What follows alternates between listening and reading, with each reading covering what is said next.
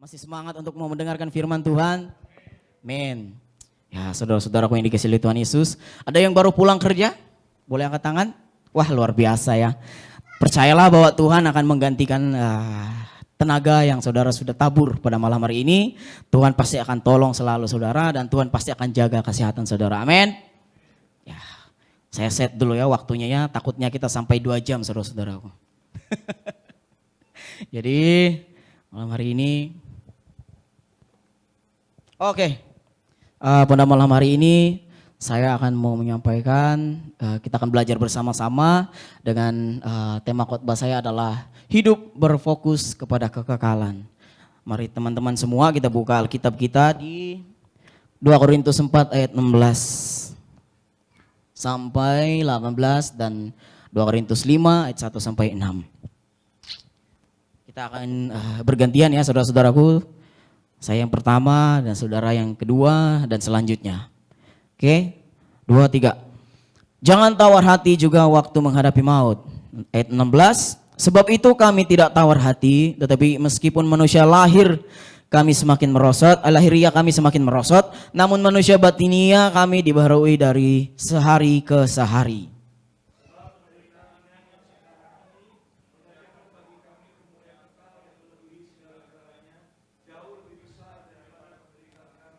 Ayat 18, sebab kami tidak memperhatikan yang kelihatan melainkan yang tak kelihatan, karena yang dikelihatan adalah sementara, sedangkan yang tak kelihatan adalah kekal.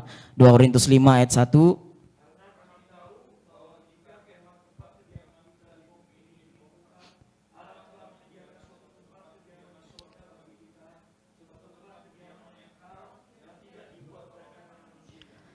Selama kita di dalam kemah ini, kita mengeluh karena kita rindu mengenakan tempat kediaman surgawi di atas tempat kediaman kita yang sekarang ini.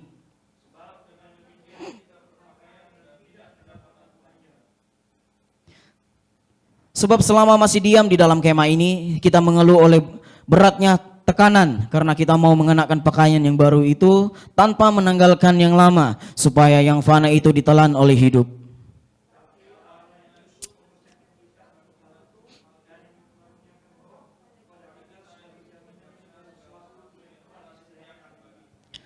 Maka oleh karena itu hati kami senantiasa tabah meskipun kami sadar bahwa selama kami mendiami tubuh ini kami masih jauh dari Tuhan. Amin. Saudara-saudaraku, yang menulis ayat ini adalah Paulus ya, Rasul Paulus. Jadi dari Paulus kita belajar bahwa menjalani hidup yang sementara ini kita harus memfokuskan diri kepada apa yang ada di dalam kekekalan. Saudara-saudaraku, saya tahu semua di tempat ini sudah kenal Paulus siapa, namun saya akan ceritakan kembali lagi latar belakangnya Paulus. Paulus adalah dia adalah orang hebat sebelum dia menjadi rasul, sebelum dia menjadi pengikut Kristus. Dia adalah orang yang sungguh pintar karena dia adalah orang ahli Taurat. Dia benar-benar ahli di dalam Taurat, dia benar-benar hafal semua ayat. Dia adalah orang yang berada, orang yang bercukupkan. Pokoknya orang yang hidupnya enak lah. Dan tentunya Rasul Paulus adalah bukan bapak saya saudara-saudaraku. Dia adalah rasul ya. Jadi Rasul Paulus ini waktu itu dia juga adalah orang yang satu-satunya orang yang bukan satu-satunya, maksud saya dia adalah orang juga salah satunya yang menyetujui supaya si Stefanus ini akan dilempar batu sampai mati. Saudara-saudaraku, bayangkan saking jahatnya ini orang. Dia menyetujui padahal dia sebenarnya dia adalah ahli Taurat loh saudara-saudara. Ahli Taurat itu artinya dia adalah orang yang mengerti. Dia mengerti akan firman Tuhan, namun dia menyetujui untuk melempar batu kepada si Stefanus saudara-saudaraku sampai mati. Nah, waktu itu dia pergi lagi kepada para petua-tua semua, para orang-orang Farisi semua, dia pergi untuk meminta izin dengan hatinya yang yang benar-benar bersemangat untuk menangkap setiap umat-umat Tuhan pada waktu itu yang di Damsyik, yang meminta tanda tangan, minta izin untuk supaya dia menangkap semua umat-umat Tuhan untuk mau dihakimi saudara-saudaraku. Inilah orangnya, orang yang sangat hebat, sangat jahat karena ingin dia menangkap semua anak-anak Tuhan saudara pada waktu itu. Jadi waktu dia di tengah perjalanan ke Damsyik, dia bertemu dengan Tuhan Yesus saudara-saudaraku. Dan disitulah dia dipilih Tuhan, disitulah dia katakan, dan disitulah dia dipilih menjadi Rasul Tuhan. Amin. Jadi saudara-saudaraku yang dikasihi oleh Tuhan Yesus, yang saya mau katakan di sini, bagaimana kita bisa berfokus kepada kekekalan saudara-saudaraku. Yang pertama, memandang kepada kemuliaan. Sebab penderitaan ringan yang sekarang ini mengerjakan bagi kami kemuliaan kekal yang melebihi segala-galanya, jauh lebih besar daripada penderitaan kami. Yang pertama, penderitaan dan persoalan hidup menjadi hal yang kerap kali menjatuhkan iman percaya. Bukan tidak mungkin akhirnya iman gugur karena derasnya persoalan yang dihadapi. Namun firman Tuhan mengajarkan agar kita lebih memfokuskan diri kepada kemuliaan yang disediakan Tuhan untuk menggantikan setiap pergumulan yang kita hadapi itu. Penderitaan sementara sekarang yang akan digantikan kemuliaan kekal pada masa mendatang. Saudara-saudaraku, saya percaya kita semua di tempat ini punya masalah ya masing-masing ya. Mungkin di sini ada masalah yang menurut dia terlalu berat. Mungkin ada di tempat ini dia masalah karena sampai saat ini belum mendapatkan jodoh. Mungkin di tempat ini sampai saat ini masih mencari pasangan hidup tak ketemu ya. Tapi kita haruslah tetap bersyukur saudara-saudaraku. Karena percayalah Tuhan akan pasti memberikan yang terbaik. Amin. Tapi yang kita perlu lakukan saudara-saudaraku adalah tetap terus berdoa ya. Jadi saudara-saudaraku, penderitaan persoalan hidup menjadi hal yang kerap kali menjatuhkan iman percaya. Saudara-saudaraku, kita bisa melihat di luar sana. Saya tidak mau mengatakan di sini karena jemaat BCP adalah orang-orang luar biasa. Amin. Amin. Kurang semangat nih. Jadi jemaat BCP itu sangat luar biasa saudara-saudaraku. Jadi saya mau katakan orang-orang di luar sana. Kenapa mereka itu berani meninggalkan Tuhan Yesus karena penderitaan dalam hidup mereka? Jawabannya adalah iman mereka sudah nggak ada saudara-saudaraku. Mereka tidak lagi percaya bahwa Tuhan itu sanggup menolong mereka. Saudara-saudaraku, kita bisa belajar, kita bisa baca di Alkitab kita, keadaan setiap nabi-nabi Tuhan, setiap rasul-rasul Tuhan, setiap hamba-hamba Tuhan, semua mereka itu dihajar saudara-saudaraku. Hidup mereka itu tidak enak, hidup mereka itu tidak nyaman, mereka dikejar-kejar karena mereka ingin dibunuh. Saudara-saudaraku, saya mau katakan di sini mereka tetap bersemangat untuk pergi memberitakan kebenaran firman. Kita di tempat ini, orang-orang di luar sana, saudara-saudaraku, mengalami hal yang tidak mereka inginkan. Ketika mereka mengalami hal seperti itu, mereka langsung meninggalkan dan lupa sama Tuhan, saudara-saudaraku. Ada juga umat-umat Tuhan di luar sana, saudara-saudaraku, ketika sudah mendapatkan sesuatu yang dia inginkan, dia sudah lupa sama Tuhan. Ketika dia remuk, jatuh lagi sampai tergeletak, sampai susah bangun, baru lagi cari Tuhan, saudara-saudaraku. Saya mau katakan di sini, jangan sampai menjadi seperti itu, saudara-saudaraku. Karena ketika saudara meninggalkan Tuhan, jauh daripada hidup Tuhan, jauh daripada jalan Tuhan, saya mau katakan di tempat ini, saudara tidak akan bisa hidup dengan nyaman. Walaupun saudara bilang, saya memiliki segalanya, ya saya tahu. Mungkin banyak hamba-hamba Tuhan yang banyak duit, anak-anak Tuhan yang mengatakan saya banyak duit, saya tidak perlu Tuhan lagi. Saudara-saudaraku, orang yang banyak duit pasti hidupnya tidak tenang, saudara-saudaraku. Itu saya dengar juga dari Pastor Robert tadi pagi. Memang benar. Ya, karena kenapa? Ketika dia banyak harta, dia akan terus memikirkan bagaimana dia mau 1 miliar ini menjadi 2 miliar, yang 2 miliar ini menjadi 3 miliar. Dia akan terus memikirkan bagaimana dia membuat duit ini akan semakin banyak dan bagaimana dia menjaga duit ini semakin baik supaya tidak hilang. Itu bukankah itu akan menjadi orang-orang yang akan khawatir akan yang dia miliki saat ini, saudara-saudaraku. Tuhan itu tahu saudara. Tuhan bisa menjaga segala yang saudara miliki. Tuhan sanggup menjaga, Tuhan sanggup melindungi, memegari. Sekuat apapun musuh kita, saudara-saudaraku, sekuat apapun setiap masalah-masalah saudara-saudaraku, percaya kalau ada Tuhan, kalau Tuhan turut campur tangan dalam hidup saudara, dia tidak akan bisa ngapa-ngapain. Walaupun kita mengalami masalah, kita pasti akan bersuka cita, saudara-saudaraku. Karena kenapa? Ketika kita terus berdoa di hadapan Tuhan, Tuhan akan terus mencurahkan Roh Kudus-Nya. Tuhan akan terus mencurahkan damai sejahtera-Nya. Nah, demikian juga setiap umat-umat Tuhan ini, saudara-saudaraku. Para rasul-rasul, mereka, padahal niat mereka tuh saudara-saudara menawarkan keselamatan kepada setiap orang. Namun mereka dikejar, mau dibunuh, mau dikasih makan sama macan, mau dipenggal, mau disalibkan. Namun mereka tetap berani, saudara-saudaraku. Tapi di luar sana, saudara-saudaraku, mengalami ketika mereka berdoa, tidak mendapatkan jawaban, Tuhan itu tidak ada. Saudara-saudaraku, setiap doa yang kita panjatkan Tuhan itu, terserah Tuhan dia mau jawab kapan. Karena setiap jawaban Tuhan itu tergantung dari dia, saudara-saudaraku. Karena dia tahu kapan waktunya kamu membutuhkan itu, saudara-saudaraku.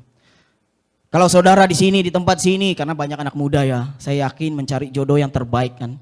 mencari pasangan hidup yang terbaik. Pasti Tuhan berikan saya pasangan yang terbaik deh.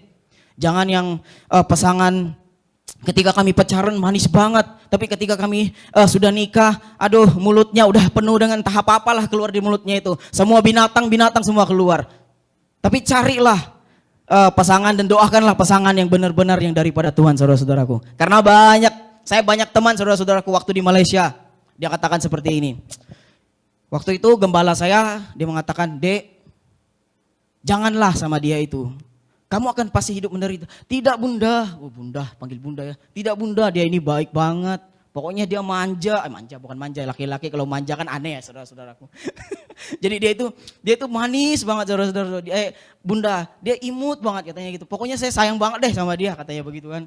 "Pokoknya dia orangnya paling terbaik daripada segala mantan-mantan saya," katanya begitu kan. Jadi dibilang, iya walaupun dia baik, saudara-saudara saya mau katakan sekali lagi, baik belum tentu benar saudara-saudaraku.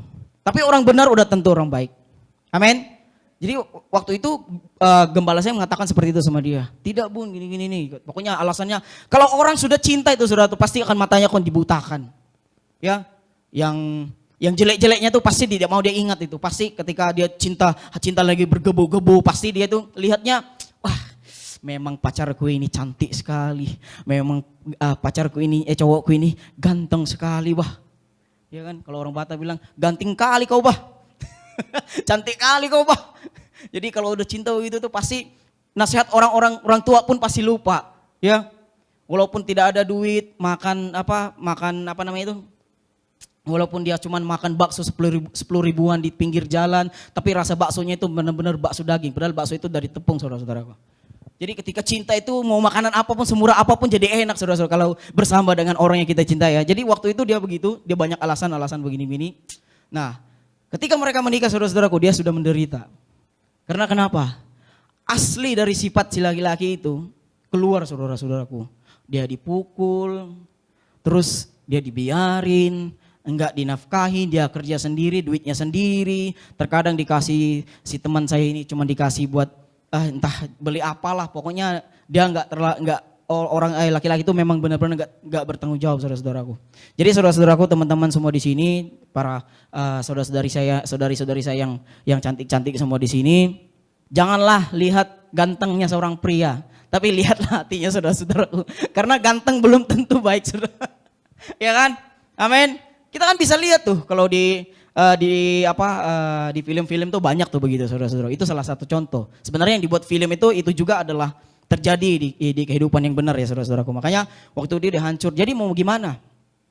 Dia sudah menikah, dia sudah berkumpul sama laki-laki itu, dia nggak bisa ngapa-ngapain. Habis itu dia salahkan siapa saudaraku? Dia salahkan Tuhan. Padahal itu keputusannya sendiri. Dia tidak mau mendengarkan nasihat dari gembalanya, dari teman-temannya, dia tetap mengikuti keinginannya. Saudara-saudaraku, tidak salah kita mengikuti kayak hati kita, tapi yang terlebih dahulu kita lakukan adalah berdoa sama Tuhan. Amin. Nah, jadi hamba-hamba Tuhan ini saudara-saudaraku, rasul-rasul Tuhan Yesus ini, mereka ketika mereka keluar untuk pergi memberitakan kebenaran firman itu, mereka tidak sembarangan saudara-saudaraku. Ketika mereka mau pergi ke tempat ini, mereka berdoa terlebih dahulu. Mereka mengucap syukur, menyembah, memuji Tuhan, meminta tuntunan dari Tuhan, meminta Roh Kudus dari Tuhan, supaya mereka itu tidak salah saudara-saudaraku. Karena pekerjaan mereka ini sangat berbahaya sekali. Karena kenapa? Mereka ini dikatakan, Kristen pertama itu mereka dikatakan adalah orang-orang yang sesat saudara-saudaraku. Bayangkan orang-orang yang ahli Taurat pada zaman itu ingin membunuh setiap hamba-hamba Tuhan ini saudara-saudaraku. Padahal Tuhan Yesus sudah menawarkan keselamatan yang sebenarnya. Namun hati mereka tertutup, pikiran mereka kolot saudara-saudaraku. Mereka tidak mau percaya karena mereka mengandalkan pikiran mereka sendiri. Saudara, kita juga harus berhati-hati. Ketika kita mengandal logika kita sendiri, apapun yang saya sampaikan saat ini saudara pasti tidak akan mengerti. Amin. Karena firman Tuhan ini kalau kita mempercayainya dengan akal budi kita, sangat sulit dipercaya saudara-saudaraku. Saya juga dari orang yang tidak memiliki Tuhan saudara-saudaraku. Saya juga adalah orang yang tidak beragama, walaupun dibilang keluarga besar saya dulu, bukan dulu, sekarang juga. Walaupun keluarga saya yang sekarang ini masih adalah beragama Katolik, agama yang lain.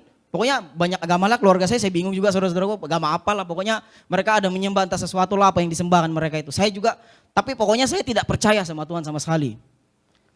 Sehingga hidup saya itu sehingga hidup saya itu akan sangat hancur sekali saudara-saudaraku. Mungkin saudara lihat saya di tempat ini, wah bisa ya khotbah begini-begini, bisa ya sekarang bisa main musik, bisa ya bisa pimpin puji-pujian penyembahan.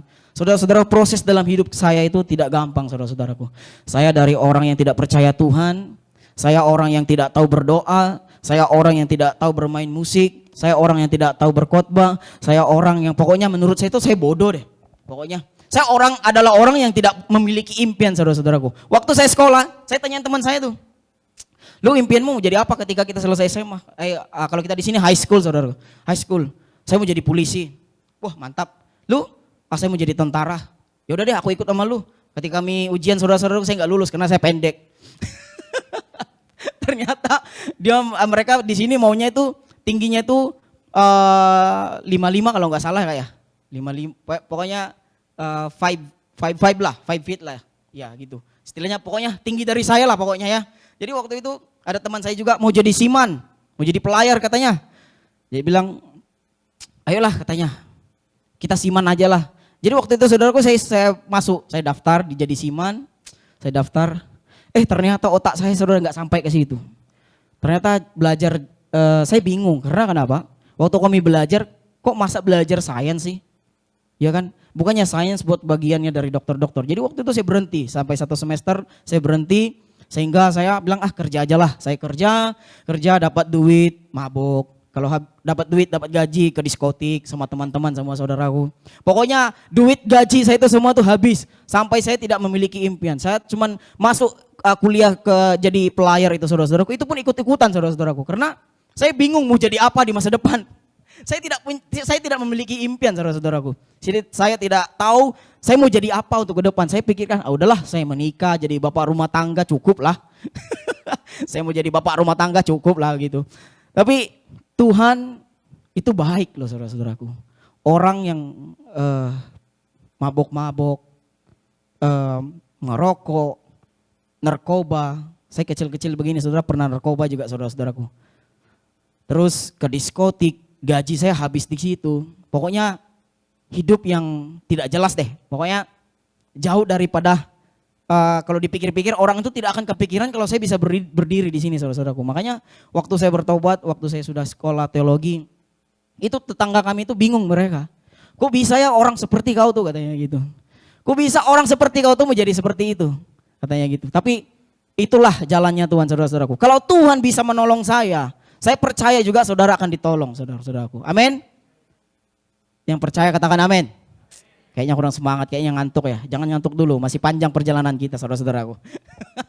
Jadi saudara-saudaraku waktu itu saya singkat cerita jadi waktu itu saya di Malaysia, pelayanan di Malaysia. Habis itu tahun 2017 saya pulang ke sini, 2018 saya ke Batam kuliah 3 tahun lebih. Sampai 2020 balik ke sini lagi saudara-saudaraku. 2020 ya, kalau nggak salah 2021 kalau nggak salah. Saya balik ke sini lagi. Nah, saya lulusan dari Esteteril Batam saudara-saudaraku. Walaupun orang Filipino, walaupun orang Pinoy, tapi itulah skripsi itu membuat saya stres saudara-saudaraku. Karena kita di sini yang namanya skripsi itu yang sendiri untuk menulis skripsi itu tidak ada saudara-saudaraku. Kalau di sini kan tesis kan 3 orang. Kalau ini skripsi 1 orang saudara-saudaraku. Jadi waktu saya berdoa. Jadi pergumulan hidup saya saudara-saudaraku Tuhan satu persatu menolong. Jadi demikian juga setiap umat-umat Tuhan ini saudara-saudaraku. Waktu mereka terus berdoa sama Tuhan. Waktu mereka merasa tidak mampu karena mereka dikejar-kejar. Hidup seseorang yang dikejar-kejar saudara-saudaraku itu tidak enak loh. Benar. Orang yang mengejar kamu ingin membunuh nyawamu, ingin mencabut setiap nyawa-nyawa saudara ini. Itu benar-benar tidak nyaman loh. Tapi yang dilakukan setiap mereka ini saudara-saudaraku. Mereka selalu berpikir. Penderitaan sementara sekarang akan digantikan kemuliaan kekal pada masa yang mendatang saudara-saudaraku. Ketika kita memikirkan bahwa hidup kita di tempat ini, di dunia ini sementara saudara-saudaraku. Maka kita akan terus percaya bahwa Tuhan itu ada. Karena saya percaya hidup manusia tidak akan sampai 1000 saudara-saudaraku. Paling lama itu 100 lebih lah. Itu pun bonus saudara-saudaraku. Itu pun kalau saudara sampai. Apalagi kalau orang-orang yang suka makan daging babi. Alah. Darah tinggi saudaraku. Darah tinggi. Orang aja yang menjaga makanannya saudara-saudaraku. Dia benar-benar jaga makanannya itu mati saudara-saudaraku. Tetangga kami masih umur 30 mati. Tapi saya yang sering makan daging babi, hidup juga sampai sekarang saudara-saudaraku. Seumuran dengan saya. Nah itulah saudara-saudaraku. Jadi mereka ini, karena saya percaya hidup kita ini tidak akan lama. Karena saya begini saudara-saudaraku, kalau saya memikirkan hidup saya di masa depan di tempat ini, di bumi ini, saya akan terus khawatir. Tapi kalau saya memikirkan kehidupan saya di akan masa yang akan datang saudara-saudaraku, saya akan terus giat bekerja seperti apa yang kami lakukan saat ini saudara-saudaraku. Saudara-saudaraku, kami di tempat ini semua, setiap teman-teman pengerja ini, sebenarnya kami juga capek saudara-saudara kalau dibilang ini. Kami harus bangun pagi-pagi, latihan, terus dengar lagu lagi, kami harus belajar lagu, musik, para singer, WL semua. Kita itu harus benar-benar bayar harga saudara-saudaraku. Namun kenapa kami mau terus melayani walaupun kami capek? Karena kami mau investasikan waktu kami sama Tuhan.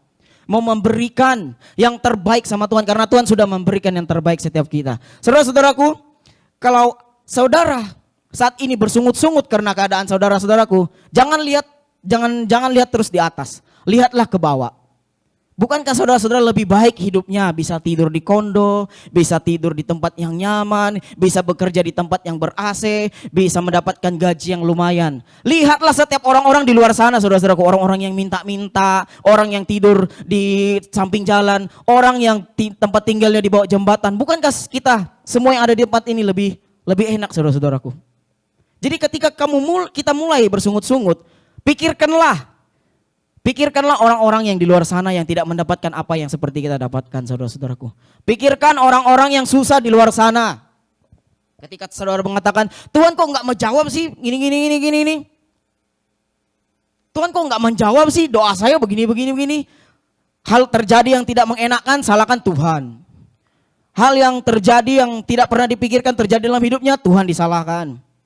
Diputuskan dengan pacar, Tuhan disalahkan. Ditinggalin suami, Tuhan disalahkan. Semua Tuhan disalahkan. Padahal Tuhan tidak pernah salah loh saudara-saudaraku. Saya katakan sekali dengan tegas, Tuhan tidak pernah salah. Setiap rencana Tuhan itu semua teratur rapi saudara-saudaraku. Ya, saya katakan tadi, seperti yang saya katakan tadi, hidup saya sangat hancur, tidak tahu mau kemana, tidak jelas hidupnya seperti apa. Tapi Tuhan mengatur dengan benar. Sampai saya lulus kuliah saudara-saudaraku. Dengan tidak menghabiskan uang saya sedikit pun. Saya dibiayai, banyak orang yang membiayai saya menolong termasuk Bapak Gembala kita. Saya itu lulus hanya modal dengan berdoa saudara-saudaraku. Orang tua saya itu tidak mengeluarkan duit seperak pun saudara-saudaraku. Dengan hasil doa saya, dengan hasil pengorbanan saya. Saya dulu waktu bekerja di Malaysia saudara-saudaraku, saya adalah supervisor, technician supervisor di salah satu pabrik. Tapi saya meninggalkan saudara-saudaraku. Karena kenapa? Saya mau melangkah lebih maju lagi. Saya tidak mau hidup saya seperti ini aja terus. Gak kerja, terus terima gaji, besok begitu lagi bangun. Saudara-saudaraku, kerja pabrik sangat capek. Apalagi kalau mesinnya berisik banget, sakit banget tuh telinga saudara-saudaraku. Mesin semua rusak yang di selain saya. Padahal bukan saya yang rusakin. Orang-orang saya yang rusakin, bukan saya. Karena saya adalah supervisor technician-nya, saya lah yang memperbaiki dan saya lah yang terus dicari. Itulah pekerjaan saya dulu saudara-saudaraku. Tapi saya berani. Saya bilang, Tuhan, ketika saya keluar dari tempat kerja ini, ketika saya melangkah lebih maju, saya serahkan semuanya sama Tuhan. Terserah deh mau jadi apalah. Pokoknya saya mau berjalan bersamamu Tuhan. Puji Tuhan saudara-saudaraku, Tuhan tempatkan saya di tempat ini. Saya dikuliahkan, saya pernah juga ikut POAB 3,5 bulan. POAB itu adalah pelatihan saudara-saudaraku untuk menjadi orang misionaris. Saya 3 bulan. Kami pernah dilempar di pulau saudara-saudaraku, tanpa dikasih makanan 3 hari 3 malam, tanpa ganti baju, semua. Pokoknya busuknya gimana, parah lah begitu. Kami pernah dilempar untuk menguji iman kami saudara-saudaraku. Namun yang kami lakukan adalah, Tuhan kami mau mengandalkan Engkau. 2 hari kemudian saudara-saudaraku, yang dulunya saya biasa makan daging babi, sapi, makan yang enak, tapi sampai di Batam saudara-saudaraku saya benar-benar diproses. Yang dulunya saya tidak makan tahu sama tempe saudara-saudaraku, karena menurut saya tahu sama tempe itu gorengan doang, bukan lauk saudara-saudaraku. Bukan lauk itu tahu sama tempe, tapi di waktu saya tinggal di asrama itulah lauk kami saudara. Dalam seminggu 3 kali itu saudara-saudaraku. 3 hari, pagi, siang, malam itu lauk kami saudara-saudaraku waktu di asrama. Pokoknya saya benar-benar diproses. Yang waktu saya berangkat dari sini, berat badan saya 68, sampai di Batam saya tiba-tiba menjadi 50 saudara-saudaraku. Jadi 50 karena benar-benar diproses. Nah ini juga lah yang dilakukan setiap umat-umat ini. Setiap para Rasul Paulus. mereka benar-benar memberikan hidup mereka. Saya juga demikian saudara-saudaraku. Karena saya percaya Tuhan tidak akan membiarkan saya pulang ke tempat ini dan Tuhan terus pakai hidup saya sampai saya bisa melayani Tuhan sampai saat ini, karena bukan karena kuat saya. Kalau dibilang capek juga, kalau dibilang saya mau juga menjadi seperti hidup-hidup teman-teman semua yang memiliki segalanya. Saya masih manusia saudara-saudara, jadi memang masih punya hati menginginkan sesuatu, namun saya percaya pasti Tuhan akan sediakan. Saya aja dikuliahkan sama Tuhan tanpa mengeluarkan satu perak pun, tapi bisa diselesaikan. Ya, jadi ayat yang kedua, memandang dengan mata iman. Sebab kami tidak memperhatikan yang kelihatan, melainkan yang tak kelihatan. Karena yang kelihatan adalah sementara, sedangkan yang tak kelihatan adalah kekal. Inilah saudara yang saya katakan tadi. Mereka dengan berani memberikan hidup mereka untuk firman saudara-saudaraku. Karena mereka tahu bahwa hidup ini singkat saudara-saudaraku. Siapa sih di sini yang bisa hidup sampai 1000 tahun? Kan gak ada. Kita semua pasti akan pulang ke rumah Bapak saudara-saudaraku. Makanya kalau saya dengar lagu Pak Irastos itu saudara-saudara, ngeri-ngeri sedap juga saudara-saudaraku. Karena lagunya memang harus pulang ke surga semua. Kalau saudara dengar lagu-lagunya Pak Irastos itu, semua itu harus pulang ke rumah Bapak lagu-lagunya. Karena memang kita harus pulang. Mau gimana? Emang kita semua di sini kekal kan? Tidak. Makanya mereka ini terus memandang yang ini. Melainkan yang, sebab kami tidak memperhatikan yang kelihatan, melainkan yang tak kelihatan. Karena yang kelihatan adalah sementara, sedangkan yang tak kelihatan adalah kekal.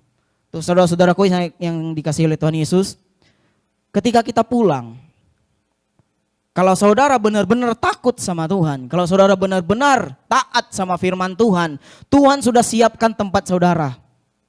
Tuhan sudah siapkan tempat saudara dan tempat saya saudara-saudaraku. Karena Tuhan itu sangat sayang kepada ciptaannya saudara-saudara. Saudara dan saya adalah ciptaan yang paling mulia. Karena kenapa? Kita diciptakan menurut gambar dan rupa Allah saudara-saudaraku. Kekekalan adalah sesuatu yang tidak kasat mata, tak terlihat oleh mata jasmani. Hal-hal rohani adalah sesuatu yang hanya akan terlihat oleh mata iman. Yang kelihatan sekarang di dunia ini adalah sesuatu yang sementara. Hal yang tidak kelihatan ditekankan di dalam ayat ini sebagai hal yang kekal. Memandang dengan mata iman sekaligus mengajar kita untuk percaya kepada apa yang dijanjikan Allah. Juga pada tindakannya yang telah terbukti dalam memelihara hidup setiap orang yang percaya. Saudara-saudaraku yang dikasihi oleh Tuhan Yesus, kalau saudara bisa baca Alkitab saudara, itu setiap umat-umat Tuhan itu hidup mereka itu sebenarnya tidak enak saudara-saudaraku.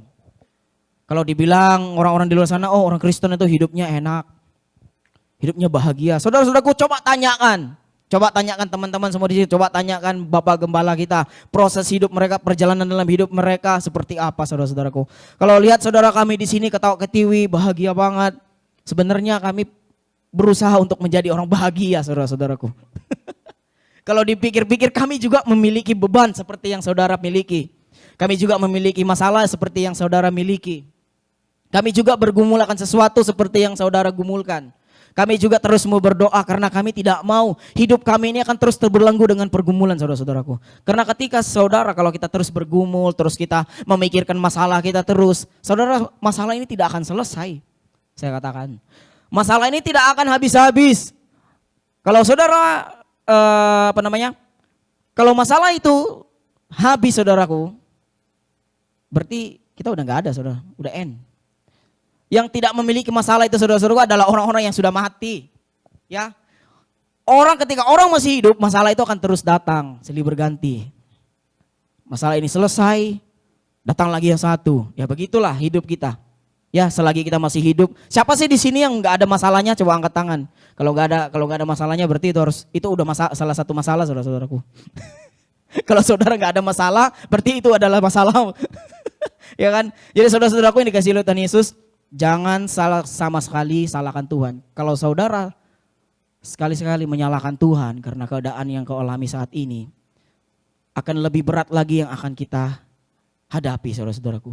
Banyak kita baca di Alkitab, banyak orang-orang yang di Alkitab ini mereka terus menyalahkan, mengutuk Tuhan, tapi akhir hidup mereka, matinya mereka sangat ngeri saudara-saudaraku. Sangat ngeri waktu bangsa Israel, waktu mereka mengirim Dah 12 pengintai ke tanah Kanaan, saudara-saudara, tanah Kanaan. Ketika mereka pulang, mereka bersungut-sungut gini-gini. Banyak umat-umat Tuhan yang bersungut-sungut. Karena mereka bilang sangat besar-besar. Orang-orang yang penduduk di kota itu adalah orang-orang yang besar-besar.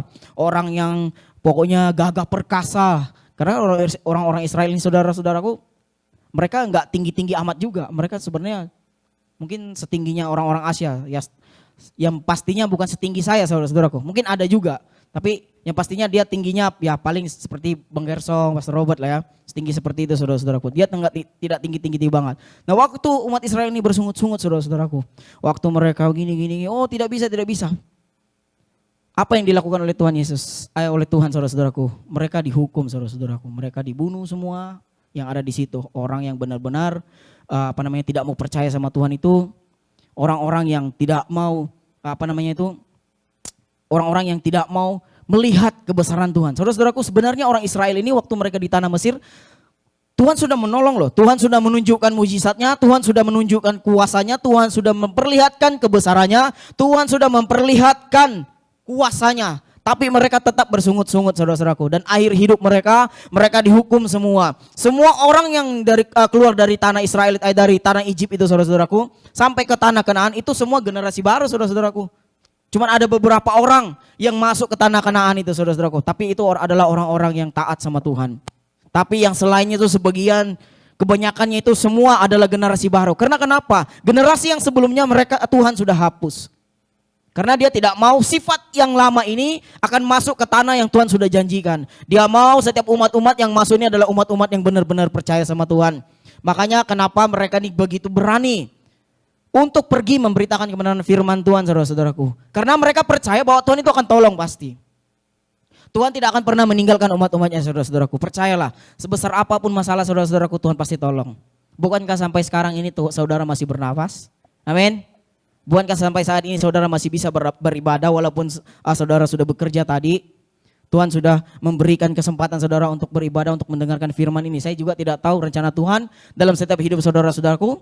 Pasti Tuhan akan mengerjakan sesuatu yang luar biasa dalam hidup saudara. Amin. Jadi yang ketiga, mengalami jaminan Roh Kudus.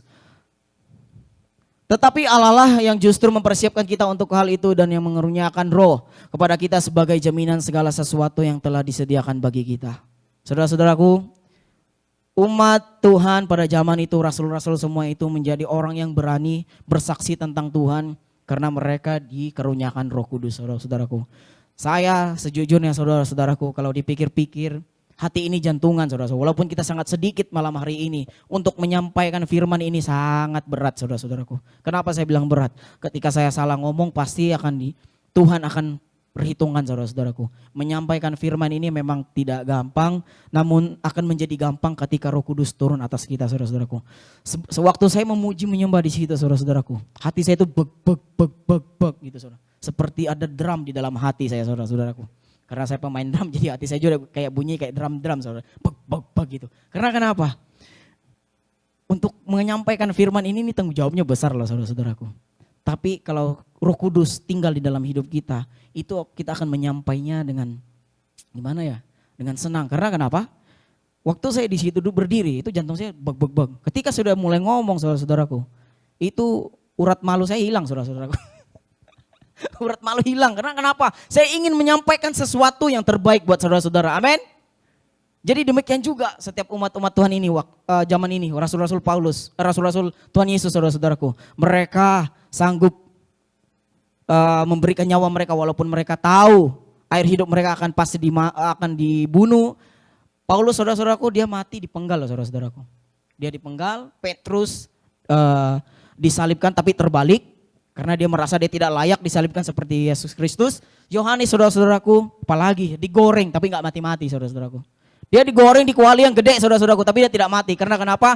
Tuhan masih mau pakai dia untuk menulis sesuatu, untuk memperlihatkan sesuatu. Dan itulah Alkitab kita yang paling terakhir, yaitu Wahyu, saudara-saudaraku. Itu adalah penglihatannya daripada Yohanes, saudara-saudaraku. Jadi Tuhan itu akan terus bekerja dalam hidup kita. Mungkin saat ini saudara-saudaraku masih bingung, kenapa sih saya duduk di sini diam mendengarkan firman Tuhan.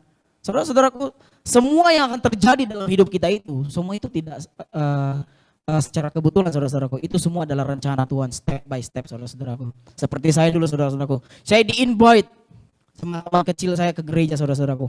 Tahu nggak apa yang saya tanyakan saudara-saudaraku? Karena saya tidak bertuhan, saya bertanya. Waktu itu karena saya jomblo saudara-saudaraku. Saya bilang, banyak cewek nggak di sana? Enggak, saya bertanya banyak cewek nggak di sana? Enggak bertanya ada Tuhan nggak di sana, ada hadirat nggak di sana? Tidak saudara-saudara, saya bertanya ada cewek nggak di sana? Waktu itu saya datang ke sana, oh ya banyak sampai di sana. Saya kebingungan saudara, kayak orang bodoh saya di situ saudara. Berdiri, ngapain lah orang ini loncat-loncat, nari-nari, nangis-nangis, doanya nangis-nangis. Saya kebingungan saudara-saudara. Kok bisa? Ternyata mereka sudah menabur dalam doa. Mereka tabur, saya nggak tahu, saya nggak ingat doa mereka seperti apa. Tapi waktu saya bertobat saudara-saudaraku, saya teringat itu saudara-saudaraku. Waktu itu kami dikelilingi, didoakan sampai mereka nangis-nangis. Dan di situ saya bilang, oh inilah hasil doa daripada orang-orang itu. Jadi saya juga sekarang ini mau menabur doa buat saudara-saudaraku. Saya percaya Tuhan pasti akan pakai saudara semakin hebat juga ya. Amin. Jadi sebagai kesimpulan, memandang pada kemuliaan dan memandang dengan mata iman adalah hal yang sangat berat jika dikerjakan dengan kekuatan manusia. Ini saudara-saudaraku. Kalau kita mengandalkan kekuatan kita sendiri untuk melakukan pekerjaan Tuhan itu sangat berat saudara-saudaraku. Karena kalau dipikir-pikir saudara-saudaraku, setiap teman-teman kami di sini ini, terlebih lagi gembala kita ini, mereka nggak dapat gaji saudara-saudaraku.